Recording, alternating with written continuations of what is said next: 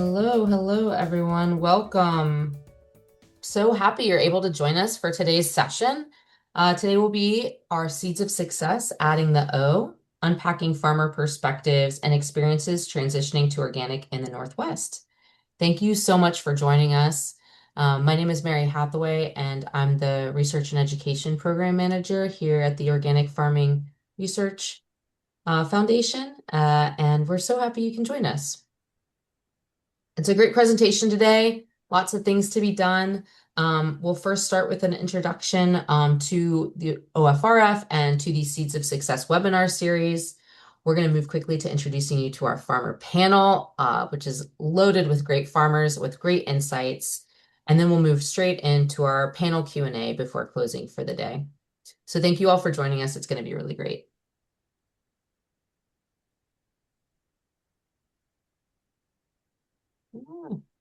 There he is.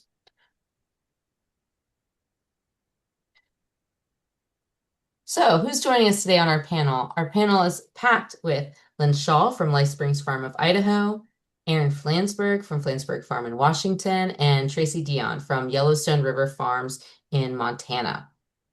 Before we get into them, and I'll give a bigger introduction, and they're going to have the microphone, I promise, most of this time, I just want to acknowledge our funders and the partnership in this project. So this organization and this project is funded by the Transition to Organic Partnership Program, which is part of the USDA's National Organic Program. And this whole series of work that's been going on for the last couple of years is to help support transitioning and organic producers with mentorship and resources. And it's really this amalgam of organizations nationwide to help. And it looks like mentorships, workshops, webinars like these, field days, technical assistance, a lot of other educational events. And so if you haven't so far, maybe check in with your local or regional organizations and see what resources they have, because there's a lot of great things going on. And this webinar is one of them. A little about OFRF, my organization. So the Organic Farming Research Foundation is an agricultural nonprofit. We were founded in 1990. And since the beginning of our founding, we've worked to foster the improvement and widespread adoption of organic farming systems with that long-term vision that organic farming be the leading form of agriculture and that we support healthy and resilient people, ecosystems, and economies. We do this in three main ways. So OFRF always kind of started our core was to ensure that there was funding for organic research that advances the scientific knowledge that really follows the farmers to help improve the practices and sustainability as well as prosperity of organic farming. Research right now is really top of mind for me because we are launching our national organic survey where we listen to what farmers have to say, what's going on in the field so that we can report back both to researchers, to legislators, to make sure that the things that are happening out in the world resonate with what you're feeling in the fields. If there's anyone from the OFRF team that wants to plug how to fill out that survey, if you're an organic or transitioning farmer, I'd love for you to pop it in the chat. Our other bucket is education. So, by listening to you, to the farmers, we make sure that our research is applicable, is accessible, and is in the format that you want based on kind of what we're hearing from you. And all of these things are free, available on our website. Everything we create is open source and available. And then finally, we take what you're giving us and we make sure we advocate for federal programs and policies that support the unique needs of organic agriculture and make sure that the voices of organic farmers and ranchers are heard in Washington, D.C. We have been instrumental in securing federal funding for policies and programs that support organic farmers, and we're going to keep on doing that work. I just wanted to highlight a few of the other things we've done with the top program. So in collaboration with other organizations, we were able to launch the Organic Research Hub recently. This is an amazing resource. It takes like organic research and it makes it at your fingertips. You can type in what you like, if it by region, by crop type, by production style, and find it right there on our website. So I encourage you to check it out. It's a really great way for organic farmers to actually find things that are relevant to them, that has some scientific backing. I also want to plug our farmer-led trials. I'm so excited about this as it's a new area of research for us where we're about to go into our third year. the applicants just closed, unfortunately, so it's not still open, this portal, for this year. But basically, we put farmers in the driver's seat to trial to test different ideas on their farms for practices that might work for them. So I encourage you to check that out. And then finally, of course, our Seeds of Success, which you are now a part of. So thanks so much for joining us. Okay, now, without further ado, I'm going to go ahead and get us started with the lentil loaf, or the meat of what we came here to do today. I'm going to do a quick introduction of each of these farmers, but then I'm going to hand it over to them to maybe give us a little more about their start on the farm journey and fill in the blanks. So first, let me just introduce everyone that's on our panel before we get started. So first we have joining us Aaron Flansburg, who's a fifth-generation farmer from Palouse, Washington. He graduated from Washington State University in 2002 when he began farming with his mom and dad on about 2,000 acres, growing dryland wheat, barley, peas, lentils, chickpeas, canola, and alfalfa. The transition to organic production began in 2020 on 50 acres, with 160 acres now certified organic. An additional 205 acres began transition in October of 2024, and more is coming yet this fall. Aaron, his wife, and 3 children live on the farm and the house his grandparents built and hope to reach full organic production in that time. Welcome, Aaron. Next, we'll also hear from Tracey Dion. Tracey from Yellowstone River Farms in Montana.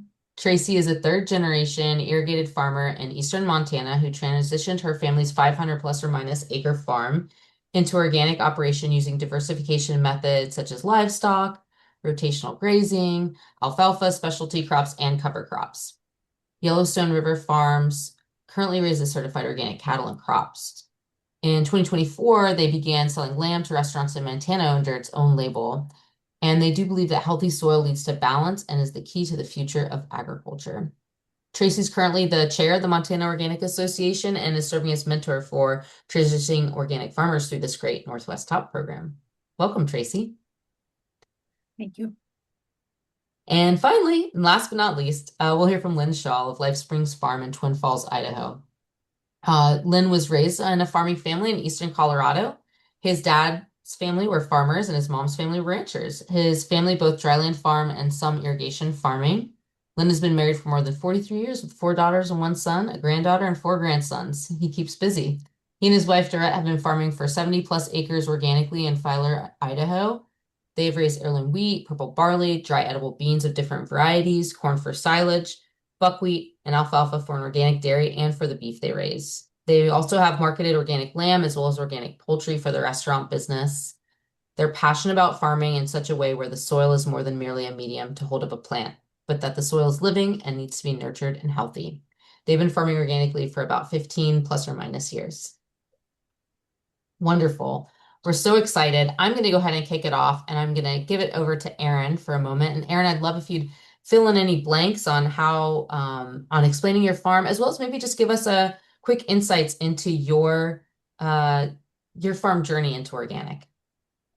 Yeah, so hi everyone, and thanks to TOP and OFRF for having us here today.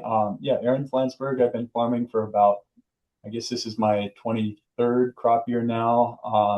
After getting out of school, I came back to the farm, and you know, my family's always been pretty innovative and progressive in terms of the different ways that we're trying to maintain soil, keep it in place, and do the farming practices the best that we can. And I think that the next logical step in that process is the transition to organic. So I would say I'm still on the mentee side of transition rather than the mentor side of transition. This will be my 6th crop year growing crops organically without chemical inputs. And you know, my main focus, I suppose, is trying to be as self-sufficient in terms of inputs and controlling costs as I can. So that's a lot of what's leading me in this direction. Also, finding a niche to sell into that can kind of give me some more resiliency than depending on foreign inputs, foreign markets, doing as much more locally as I can, at least domestically in the United States as I can.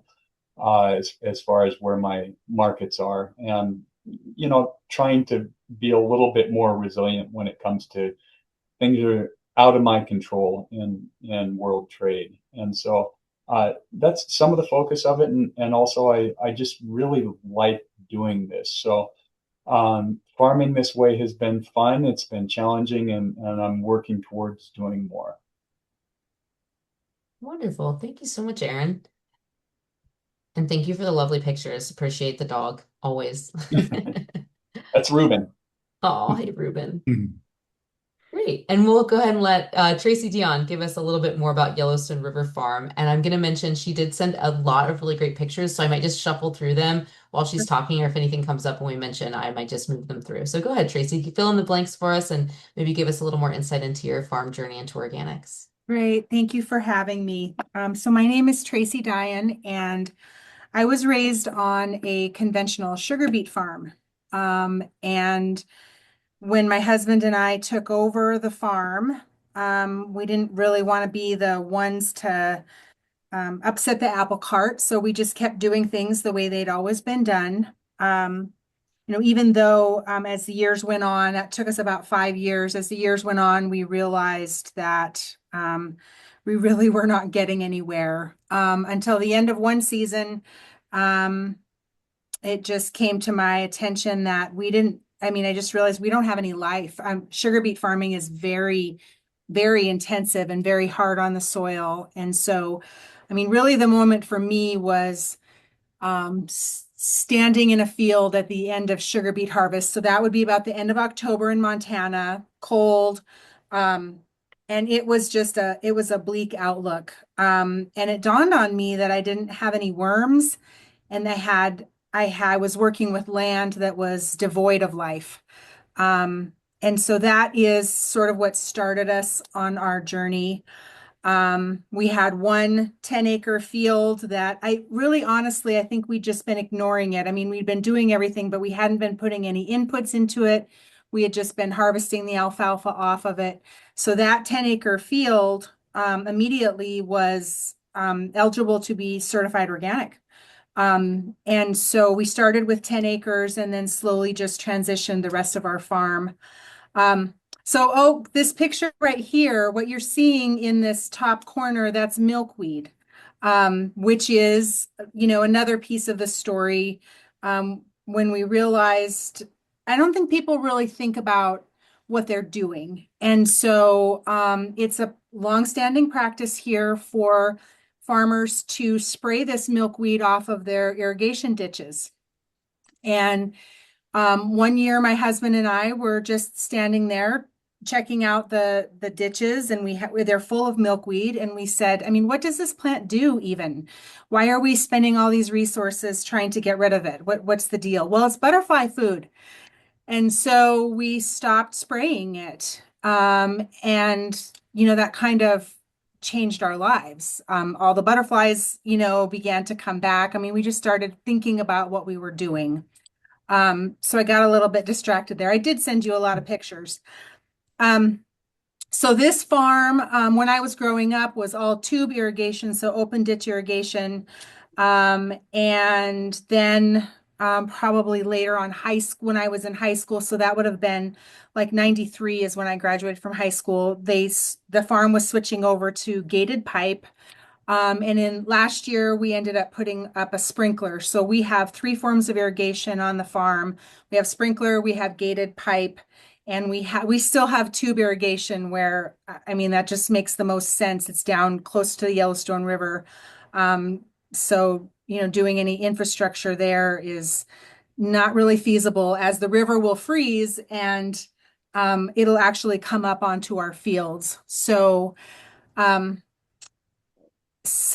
let me see. So I don't know what else I can tell you. What am I missing, Mary? You just get me talking and I can just talk. I love it. No, that's great. We'll pause there because I'll have some more pointed questions too. So that was a Okay, great introduction. great. Thank you. Yeah, and thank you for all the great photos. And of course, again, last but not least, Lynn, if you want to fill in the blanks and give us a little more insight in kind of like what your journey was into organics. Yeah, first of all, everyone, thank you for tuning into this and thank you, Mary, for even asking me to be a part of this. And it's great to be along with Aaron and Tracey in this. Tracey, my journey, I grew up in eastern Colorado and we farmed sugar beets. I started driving a sugar beet truck when I was 10 years old. I had to have a Denver phone book so that I could sit up and see above the horizon. But um, when I was growing up, I had an allergy to a lot of the chemicals that were used. And whenever weeds were sprayed, my mom would have to wake me up in the morning with hot compresses over my eyes because my eyes would swell shut. And I had, organic back then. I'm 65, but organic back then wasn't even a word that people really talked about. But I had told myself back then that if I ever had a chance to farm myself, I would never use chemicals. As time grew on, I obviously, when organic farming became a deal, um, or became known, I thought that's for me. That's it. That's what I'm going to do. I'm not going to use chemicals. And soil for many people seemed to me like to simply be a medium to hold up a plant and very little it seemed like I'm I don't want to paintbrush everybody in the conventional world, but it seemed like that soil was an afterthought. Just put more chemicals on and you can get a better yield and whatever. Whereas I've always felt like that soil is a living organism itself and it needs to be tended to. And so my wife and I were able to purchase this little over 70 acres that hadn't been farmed for 23 years. And so when we bought it, over half of it was weeds taller than me. And the county made them spray the weeds. So there was a section of the farm that they kept as a pasture that qualified for being organic right from the get-go. So we had half of our farm could be organic right off the bat. And then we had to wait 3 years until we could get the rest of the farm, certified organic.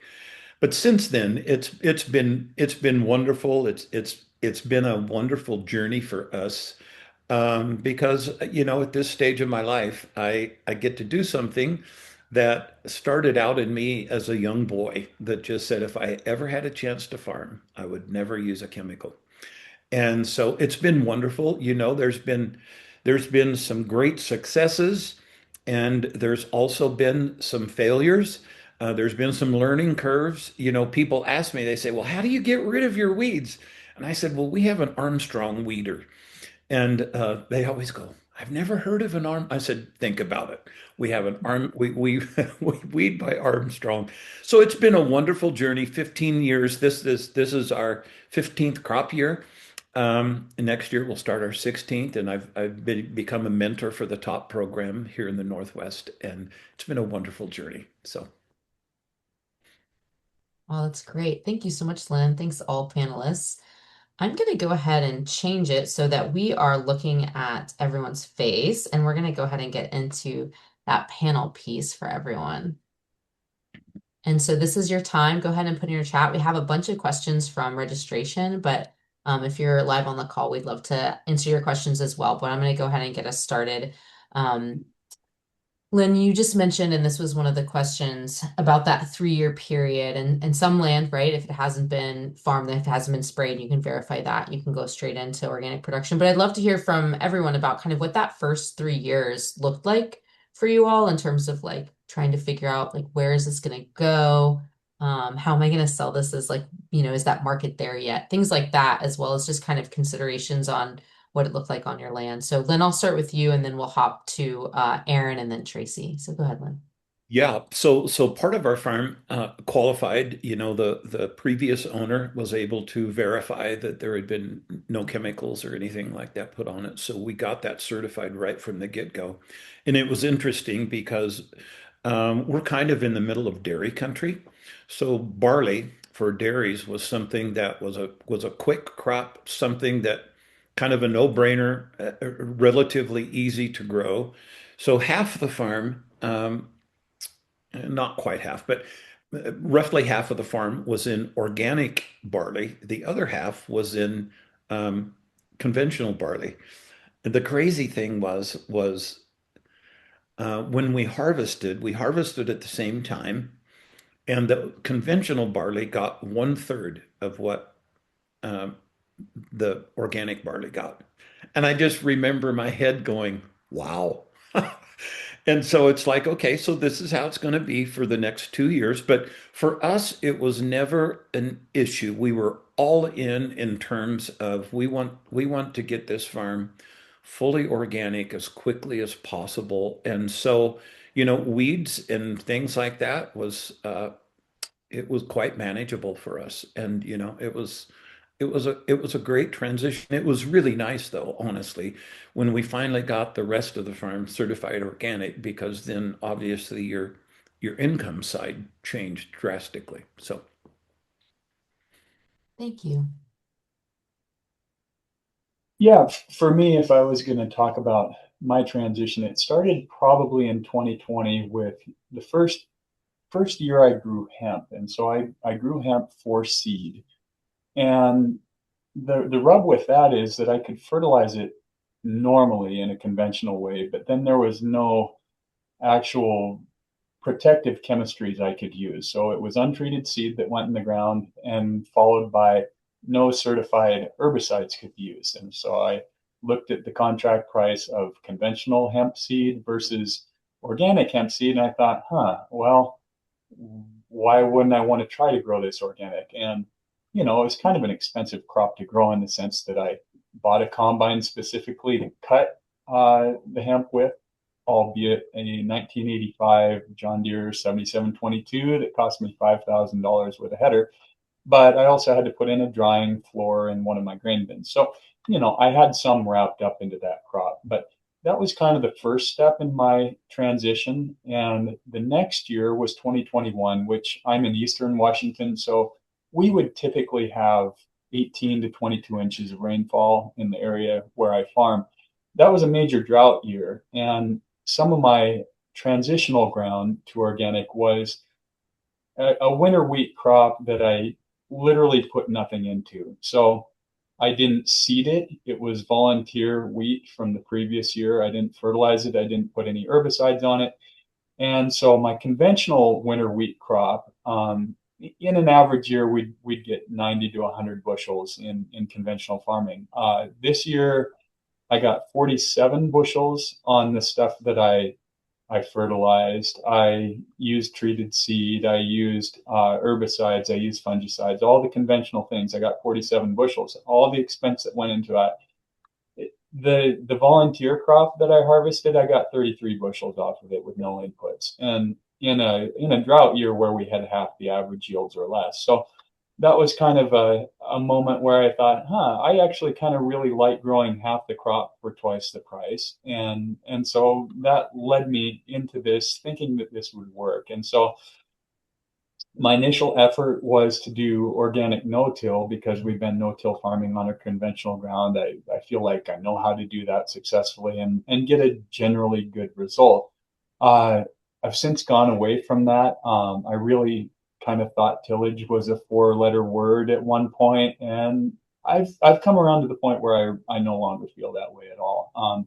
We do not irrigate, so we have to rely on everything coming from the sky in terms of our rain. So we can't control weed populations by shutting off the spigot to it. And so that's been a challenge for us in some ways. But over the past 5 years, I feel like I've bought every antiquated piece of tillage equipment I could get my hands on and brought it back to the farm. A lot of things from the 80s and 90s have wound up here. I'm going to go to an auction tomorrow to preview it and look at more stuff along those lines. So yeah, my whole perspective has shifted, and I found that the soil itself it's healing itself on the organic ground in a way I never would have expected. So bacteria, fungus, soil micro and macroorganisms are just working to get soil aggregation back without being suppressed by the use of chemical fertilizers and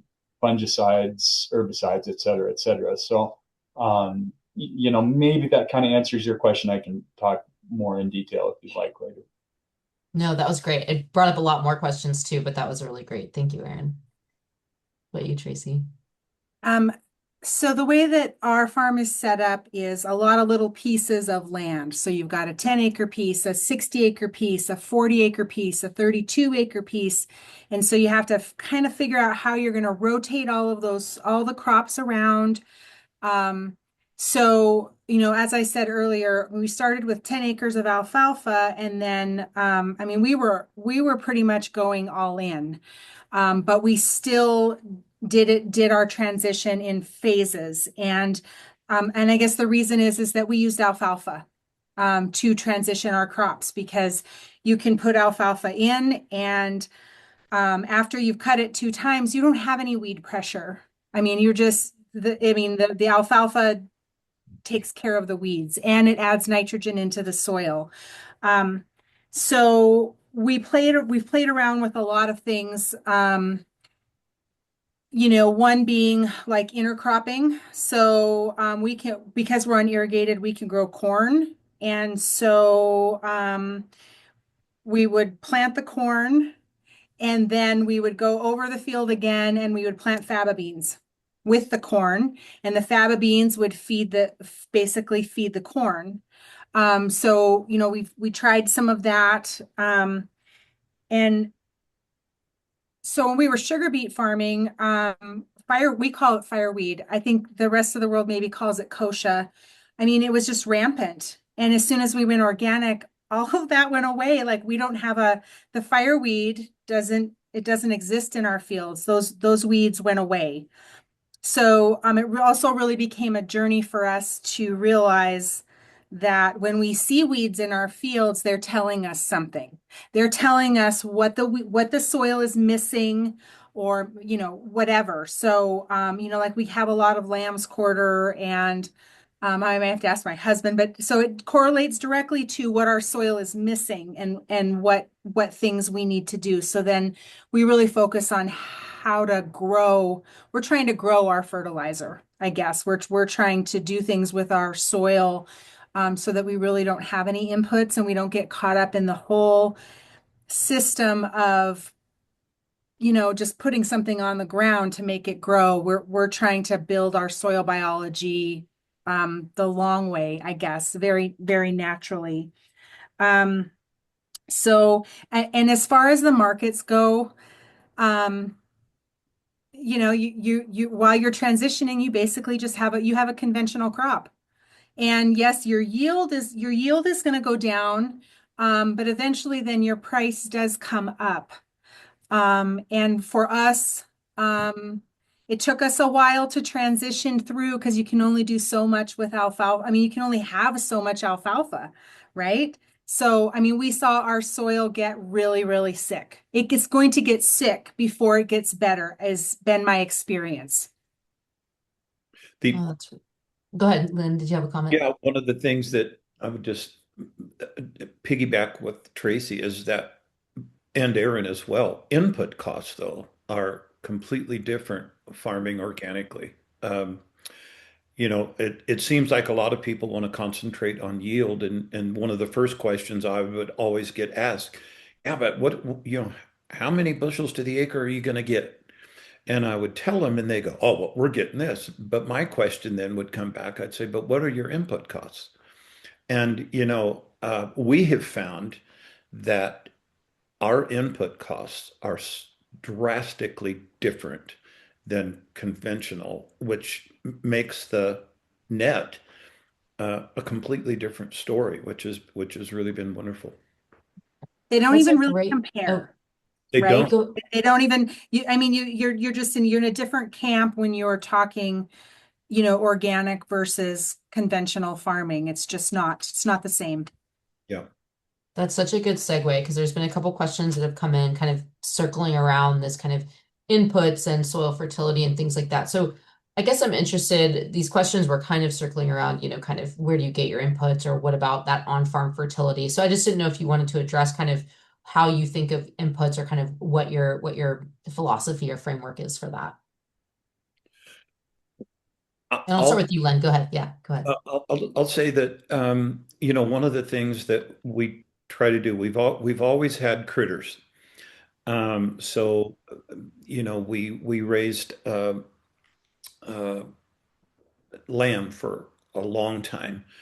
I grew up with cattle, and I realized that if I'm going to look outside, I want to look outside at something that makes me smile, and cattle make me smile. So we've stopped our lamb production, and we do cattle, and I try to have a closed system here. So anytime we do grain, we do on crop rotation to control our weeds. Obviously, alfalfa is the game changer for an organic uh, deal that, this year I'm putting a good portion of some of the things back into alfalfa to control some weeds. But whenever we do grain, I just put copious amounts of straw out. I try to capture that. I try to capture that manure urine and get it in carbon, and then, we go back right out with every year we go out with just a ton of amount of compost. We're dry. We're really dry here in southern Idaho. We get 8 to 10 inches of precipitation a year. So we're really dry. It takes us longer here to produce what I would say would be really good compost. But regardless, we do that. We're just real passionate about that, of just continuing to seed the soil back with all of the things that can give it the best fighting chance to get healthy. And I monitor. I go out at night times a lot.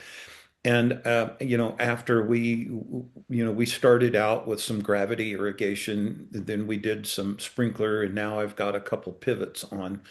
And I go out at nighttime, and I monitor my worms. And that may sound kind of silly, but and then I'll flood some places on purpose to try to see what my worm population is, because that's just such a, among other things, that's just a good gauge for me to go, okay, how healthy is this soil? So the inputs are fuel, right, for tractors, time. Like when I'm doing beans and things like that, I will cultivate maybe more than the average Joe conventional, just because we got to take care of those weeds somehow. But we don't have the same input cost. Tracy's totally right. It's comparing apples to oranges when you look at input costs from a conventional versus an organic farm. Thanks, Lynn. And yeah, actually, Aaron, you had put in the chat box some similar things. So if you wanted to touch on kind of this input philosophy or kind of what you're doing or your framework, that would be great. Yeah, so I can kind of try to answer this in several ways, but I've been fairly obsessively reading over the past few years different books about weeds, different books about ways to handle fertility, and um, what I'm really coming to is trying to have a strategy where I'm throwing different things at the weeds. And so some of that starts with crop rotation, and some of that starts with depth of tillage. Some of it's trying to avoid things that will spur the germination of weeds. So if people don't mind me giving an endorsement of a few books that I've enjoyed and learned from, Acres USA is a great resource. If you go there, there's a book I've enjoyed called When Weeds Talk. I've read that probably 4 times now, and it's a pamphlet, but it talks about different weeds and what they tell you about what's going on in your soil. And, a weed will flourish under certain conditions that are beneficial to that weed and its success. And so you can kind of read what's going on without a soil test, having looked at a weed, and that's kind of what this book's about. Also, weeds control without chemicals. I think that's Charles Walters wrote that. It's also really good. It talks about things that spur germination, including compaction and moisture. And I have strategies to try to dry out the top 2 inches of my soil so that underneath I have good moisture captured, and above that, where most weeds come from, I have looser, drier soil to try to stop those weeds from coming. I also have post-seeding tillage that I'll do, so including harrowing back what I seeded about 4 or 5 days after. I'm not using packer wheels on my drill. And granted, I'm farming in larger fields than somebody in intensive vegetable production would be. I'm trying to do this without inputs by using cover crops, and if something like 99% of your crop comes from moisture, water, and what's being captured from the air, that's the major volume of the crop. So anything else in terms of fertility, it's pulling out of the ground in terms of those minerals. It's a small portion. So I'm trying to capture what's in the air and put it into the ground in the form of carbon that will be somewhat durable, nitrogen that can be converted. And so, yeah, I'm doing that with cover crop. I'm doing with incorporation of straw, rotating from one type of plant to the next, whether wheat, barley, chickpeas, lentils. Each will have different weed competition issues. Winter crops versus spring crops. Uh, Seeding direction is something I've been messing with. East west if it's a fall seeded crop. North south if it's a spring seeded crop, if I can get away with it. Shading the ground quicker. I'm going to adapt my drills this winter to try to get to a 5-inch spacing so that I just have more plants to crowd out weeds. Uh, Everything I can do, including once post planting, once the crops are up, I can start weeding with a rotary hoe. I'm trying to buy a weeder, tine weeder, in the next few days, hopefully. So everything I can do to get it to where the crop will canopy over. That's my key. Oh, that's awesome. Thank you, Aaron. Tracey, would you like to weigh in? Love to I hear mean, yours. I think, as far as inputs go, I already mentioned earlier, I mean, we're trying to grow that fertility, but there's manure, we can spread manure. We put animals directly on the ground. We do tillage. And I think what I think that people need to be aware of is it's almost like it's like a mind shift. You're looking at things completely differently when you're trying to do nothing but create life. And so, um, yeah, I'll leave it at that. Let's go. Let's move That's on. Yeah, thank you, Mary. That's beautiful framing too. So I love that. And I'm gonna say, so Aaron kind of started out with a little bit of kind of the resources, like some of the books and things that have helped him, especially in some of these questions, but that's always something we're asked. And so I would love to hear if there's resources, either books or otherwise, that you really rely upon in your practice. That's a question we get a lot. So I'd love to hear it from you all.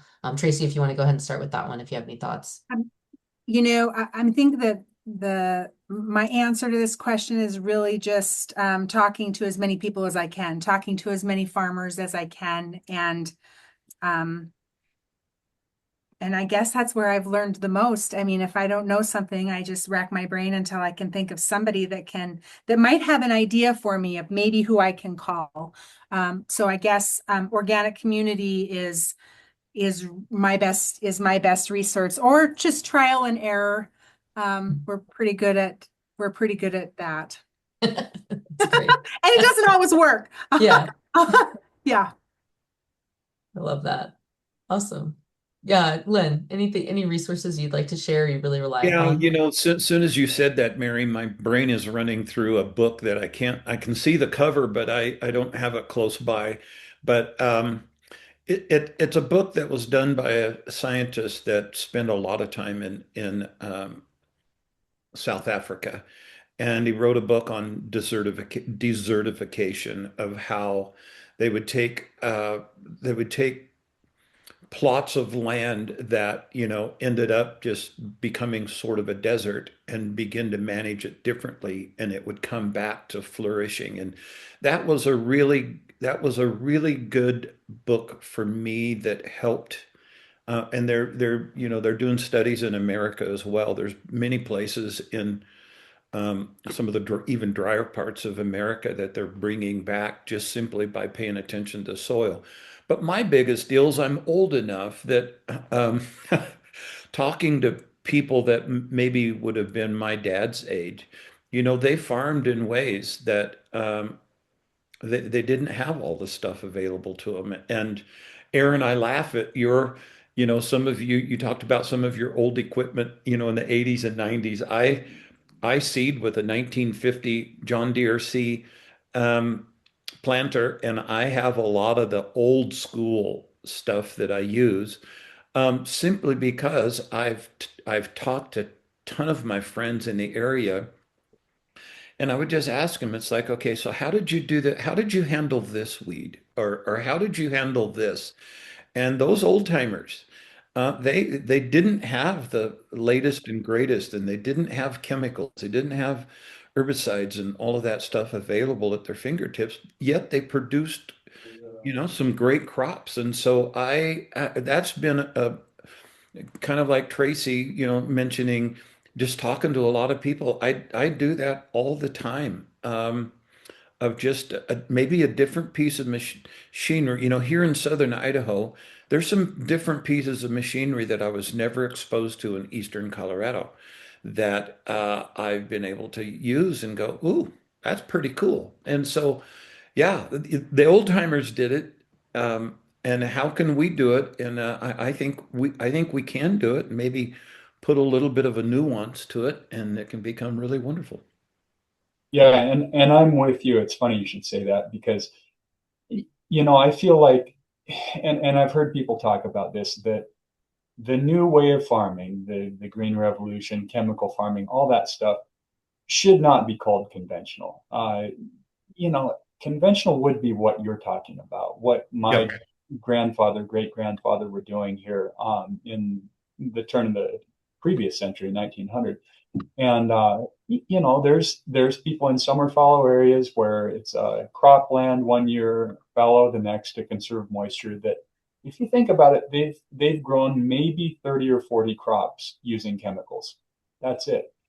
So it's really a departure from historical agriculture. And some of the resources I've looked at are books like it's almost like a textbook, but it's Lippincot's Farm Journal. I've got one from 1916, and it talks about each of the different crops. And I Yep. kind of feel like what I wish I had was sort of like the movie The Matrix. And for anyone who's seen it, there's a scene where Keanu Reeves gets a download of some martial arts skill just straight into his brain, and he wakes up and he says, I know kung fu, or whatever the line was. And I wish I had that from previous generations of farmers, because those guys are gone now. And even the guys that were my granddad's age, who were born in 1920, would have farmed in a different way than previous generations would have. And the last of the livestock left our farm by about 1940. So that's something that I don't have in my capabilities that I wish I did, but I don't want to learn about because I feel like there's too many other things. So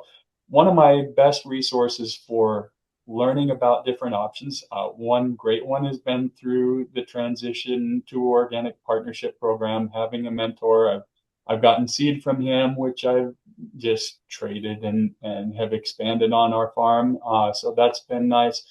Going to conferences, meeting with growers.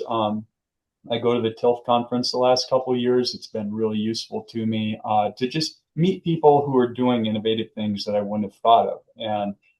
But a big part of it that's a blind spot for organic is that we're a small portion of modern agriculture. And so the breeding and seed development programs that you come from private sector and public universities are all geared towards plants that will grow well with chemical fertilizer, chemical inputs for herbicides and fungicides to protect them from diseases, rather than just having a plant that's varied enough, diverse enough that in a certain year, some seeds will do well if it's dry. Some seeds will do well if it's a wet year.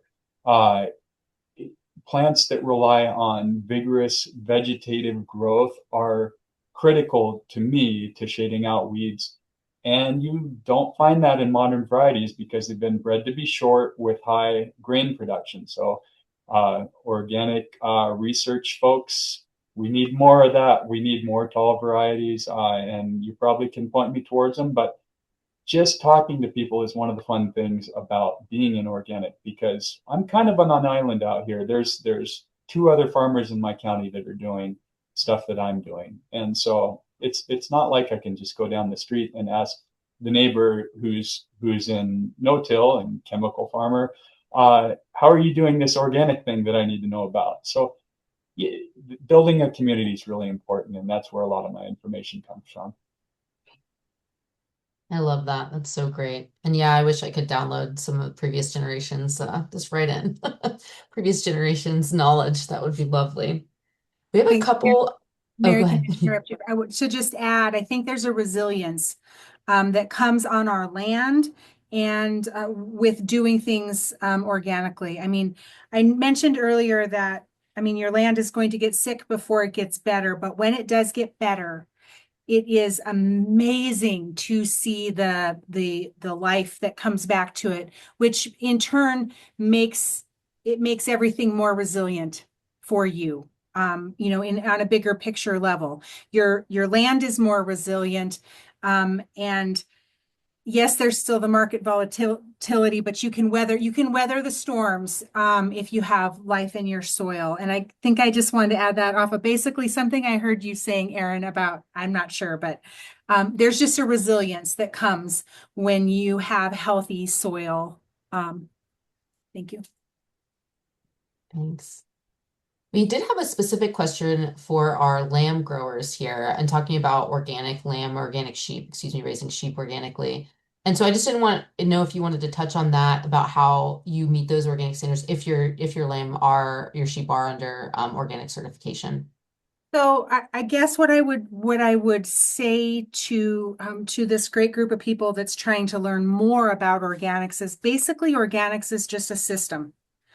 And it's following that system. Whether you're working with cattle or you're working with sheep or you're working with crops, it's figuring out how the system works and then how you make it work. Um, so um, so I have certified organic cattle. Yes, I have certified my sheep organic, but they are currently not because I am trying to, it's very difficult it's a very difficult thing. And so I'm trying to work through that system and figure out how to make that work with sheep. But as far as, you know, I have the cattle system down, which is, I mean, basically in a nutshell, your mama cows are not organic. It's your calves that are organic. And the same thing goes for sheep, except sheep have some challenges with parasites. I mean, that's where you get into an issue with having organic sheep. So then it's an infrastructure challenge on my part of figuring out how to put the infrastructure in place, time and money, basically, put the infrastructure in place and then have time to move them. Um, if that answered your question, I hope it did. Um, Tracey, when you talk about parasites, are you talking about managing the parasites? Worms. Yep. You cannot Yeah. So, deworm, you cannot chemically deworm sheep and have them be lambs and okay. have them be certified organic. Have you used diatomaceous earth? Yes. Yeah. Yep. Okay. Yep. Yeah, we sold organic lamb for about 9 years, and I managed the parasite, the worms, two ways, with diatomaceous earth and with garlic. And we had a we grew Icelandic sheep. I'm not certain what breed you're uh, growing, but between the diatomaceous earth and the garlic, um, we had a robust the it seemed to keep our parasite system in place really well. I don't know. Well, thank you. I will want to talk some more with you, Lynn. I'll need to see if you can Yeah. help me, source some of that. Everything with the sheep, they're treated completely organic. I feed them organic. I guess the other thing I should mention is that everything that we feed our animals, we can grow ourselves. So we're kind of in a unique position that that not everybody's going to find themselves in when a lot of people have to purchase feed. Um, so everything is fed organic and treated organically, but it's the deworming with the sheep and that and while we're at it, I don't know, Mary, I'm not the leader here, but let's just talk about record keeping. I mean, if you want to talk about, I mean, that's the perfect segue in is trying to keep track of livestock using records and sheep are I mean it's a lot of work. It's a lot of work Yes. to record keep especially sheep. Um, My computer charger. Yeah, the livestock is hard, and I do want to plug because I know we're getting close to time, and I have one more kind of closing question I want to ask everyone. The National Organic Coalition did just put on a really great webinar last week on organic record keeping because that is such a big topic, right? Maybe not always the most fun topic, but a very necessary one, of kind of making sure you're keeping tabs. I know if anyone's like me, if you don't write it down, it did not happen. So in some ways, it's very helpful to be that thorough, but can be a burden as well. So there's great tips on that webinar. Highly recommend. It was also funded through TOP. So I do know we're getting close, and so what I'd really like to hear, kind of from you all before we close our hour together, is kind of what comes next to the farm? Or is there any kind of like lesson you'd really like to convey to people that are thinking this through, right? So either one of those things or both, if you can kind of, 2 minutes-ish from the grass tops, it'd be great to hear. So Lynn, I'll go ahead and start with you if that's okay. Yeah, the record keeping. Well, when I first started, I realized right off the bat the record keeping was going to be an issue, and I made the determination to do it digitally. So I took all of our applications that was done on the very first year, and we were certified in 2011 for the first year, 2010, and I digitized everything so that I don't have to keep, you have to keep records, but I do it all digitally. And in fact, in the ISDA, the Idaho Organic Association here, when I was my first inspection, they wanted to see all these different things, and I showed them on the computer, and they went, "How did you do that?" And I said, "I use a program that I take a photo of everything, turn it into a PDF, and it's at my disposal instantly." Whereas I went over to some of my friends that are organic guys, and they've got file cabinets full of records, and they lose them. And I just got into the system right at the very beginning. When I buy anything, I do my diligence in terms of getting it digitized, and my inspections um, are so easy because I use it all digitally. That's something that, in mentoring some people, um, they looked at the record keeping stuff, and that can sometimes become a really overwhelming thing for some people to think, oh my gosh, I have a tough time, whatever. And I encourage them to digitize stuff is very, very easy and very quick.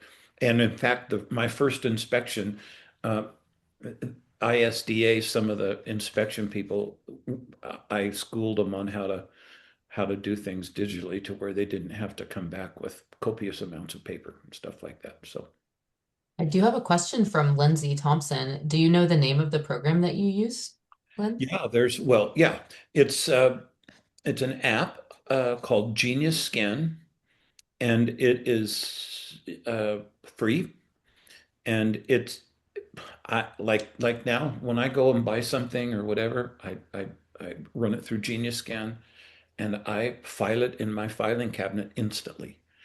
and it's right there, and it's so simple. It's awesome. Oh, that's great. Yeah, very usable tip. I love it. Thank you. Erin, how about you? Any kind of what comes next to the farm or any kind of lessons you'd like to share as a closing? Yeah, I think what comes next is continuing to figure out what the best way to transition more acres into organic is. Try to come to some sort of consistent crop rotation that I can go back to and is a working system that I can kind of use from year to year. I think some of that's going to include fallow years where I'm basically growing a cover crop to green manure to feed the soil. So, a lot of the questions I've seen pop up involve soil fertility during the transition process. And there is a period I think where yields are going to be down. Expect that. Don't be discouraged by that. Don't be discouraged by the weeds that come up and that you can't seem to get ahead of. It's a learning process and it's going to be difficult. I know you've got to end of the meeting here at 1, but if it's open and people want to talk to me, I'm happy to stick around. I don't know if that's possible, but I'll throw that out there. But what's next? I had to hire somebody. I have an opinion on modern agriculture, conventional farming, chemical farming versus organic being a way that people can continue to grow bigger and bigger acres without necessarily being more profitable. And I think that organic is a path back to having more people in the countryside in rural areas. It just requires more labor to farm the way I'm farming, but I feel that it's more rewarding and I want to go to that. I think that we could probably subsist on a quarter of the acres that we have right now and make a go of it still. So, that could completely change the face of, farming in our country and around the world and having more people having a stake in taking care of ground that's in production. It's a more personal enterprise than it is to sit on a sprayer that's 120 feet wide and go 10 miles an hour over your ground. So I think there's a lot of positivity for the future of going this way, and I hope some of you on here will join the movement and be inspired the way I have been. That's awesome. Thanks, Erin. Tracey, how about you?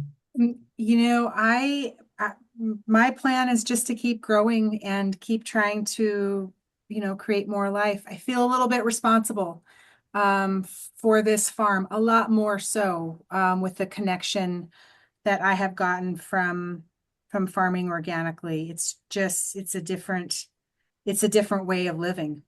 And I think, I'd like to build while we're dreaming, a profitable business that my children would love to just come and take over. And then, because then we're going to go into succession planning and things like that. You have to think about the longevity of your farm and what, those sort of things. So I guess all of those things are kind of on my mind. Thank you for having me. Oh, thank you all. We met this hour and there's still so many more questions. I guess we'll have to leave it to next time. But if y'all are open, Erin, I saw you put your email in the chat. If you did have any follow-up that are specific for our farmers here, if they're okay with it, I'd love for you to rush it because there are a few. We didn't get to everything. This always happens because there's just so many great insights and so many things to think about. But I just want to thank everybody for coming. I really want to thank our farmers for participating. If you did have any other follow-up that you needed from us, or if you wanted to direct to the farmers, you're welcome to connect with me here at OFRF.org. Again, thanks everyone for attending. There will be a recording of this available. And until next time, we appreciate you being here. We appreciate you logging in. And again, farmers, thank you so much for sharing your insight and your time. Everybody have a great day.